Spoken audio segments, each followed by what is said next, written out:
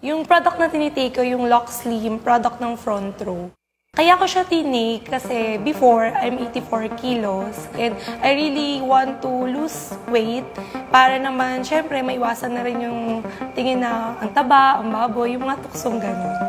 Aside kasi dun sa pagpayat, hindi mo na mafe-feel yung insecurity kasi imaginein mo, di ba? Parang dalawang tao ako. Pag magbayad sa jeep, di ba? Parang kulang yung 8. Ngayon, nag-lose ako almost 24 kilos. So, yung effect niya, nakakasuot na ako ng mga damit na before, ang hirap-hirap suotin. And before, hindi na ako mag-iisip ng size. Laging XL po. Ngayon, nakakapagsukat na ako at nakakapili ako. Tinransform ako ng Lock Slim in a way na kung titignan ko yung before, iniisip ko sa sarili ko, hindi ko kayang i-improve yung sarili ko because napipigilan ako ng timbang ko.